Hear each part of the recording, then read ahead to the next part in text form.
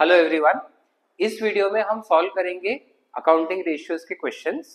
मेरा ये सजेशन है कि पहले आप पूरा वीडियो देख ले और कंसेप्ट को समझ ले, उसके बाद वीडियो को रिप्ले करके आप साथ साथ में सॉल्व कर सकते हैं।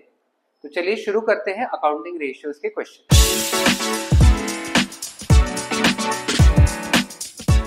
यहाँ पे हमने डेट इक्विटी रेशियो का एक क्वेश्चन लिया हुआ है जिसमें डेट इक्विटी रेशियो 2:1 है और उसके बाद बोला है analyse the effect of following transactions on the debt equity ratio.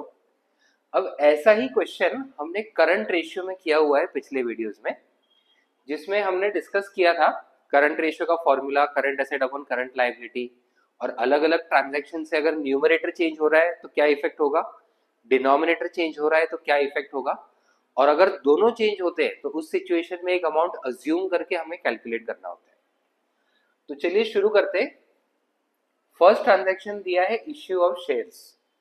Basically date equity ratio का फॉर्मूला है डेट अपॉन इक्विटी, और जब भी हम लोग शेयर्स इश्यू करते हैं तो इक्विटी जो है ये इंक्रीज हो रहा है, मतलब डिनोमिनेटर इंक्रीज होता है, एंड डिनोमिनेटर का रेशियो के साथ इनडायरेक्ट रिलेशन होगा। अगर डिनोमिनेटर इंक्रीज हो रहा है तो रेशियो जो है वो डिक्रीज हो जाएगा। Accordingly issue of shares will reduce the debt equity ratio. Next, redemption of debentures. Debentures जो है वो डेट का पार्ट है। अब जब डिवेंचर्स रिडीम हो जाएंगे तो डेट जो है वो रिड्यूस हो जाएगा। अकॉर्डिंगली अगर न्यूमरेटर फॉल हो रहा है तो न्यूमरेटर के साथ डायरेक्ट रिलेशन है, ratio will also fall. Next, sale of old machinery at a loss. अब जब हम मशीनरी सेल करेंगे, मशीनरी डेट इक्विटी का पार्ट नहीं है, उसके बदले जो हमको कैश मिलेगा वो भी डेट इक्विटी का पार्ट नहीं है, बट मशीनरी लॉस में सेल हुआ जिसकी वजह से हमारा प्रॉफिट एंड लॉस का बैलेंस कम हो जाएगा, और ये प्रॉफिट एंड लॉस इक्विटी या रिजर्व्स में आता है। सो अगर लॉस हो रहा है, P&L का वैल्यू रिड्यूस हो रहा है, तो हमारा इक्विटी का वैल्यू भी रिड्यूस हो जाएगा। डिनोमिनेटर रिड्यूस हो रहा है, इनडायरेक्ट रिलेशन है, तो ratio will increase. Next, purchase of furniture bye issue of shares. अब फर्नीचर परचेज किया, वो डेट और इक्विटी दोनों को भी अफेक्ट नहीं करता, बट उसके बदले कैश देने की जगह हमने शेयर्स इश्यू कर दिए, तो हमारा इक्विटी जो है डिनोमिनेटर वो इंक्रीज हो गया। अकॉर्डिंगली रेशियो जो है वो रिड्यूस हो जाएगा। Next, issue of bonus shares. Bonus shares का कंसेप्ट हमने पिछले वीडियोस में भी किया हुआ है।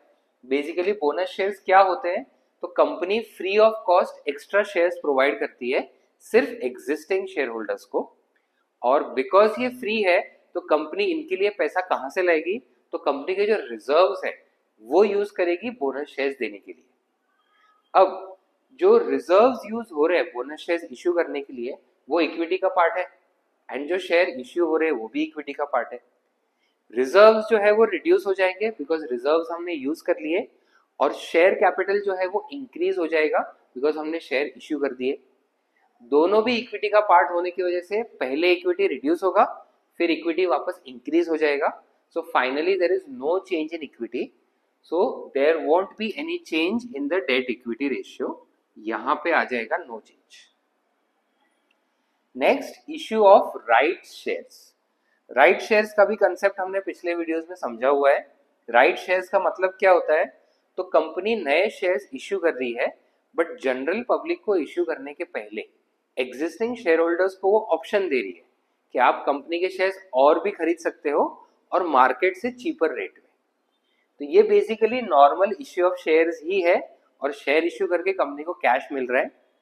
बिकॉज यहाँ पे शेयर कैपिटल इंक्रीज हो रहा है तो हमारा डिनोमिनेटर इक्विटी इंक्रीज हो जाएगा, अकॉर्डिंगली रेशियो जो है ये डिक्रीज हो जाएगा। तो ये हमारा कंप्लीट हुआ डेट इक्विटी रेशियो का एक क्वेश्चन।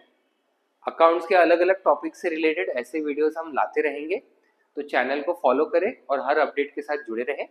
मिलते हैं अगले वीडियो में, तब तक पढ़ते रहें।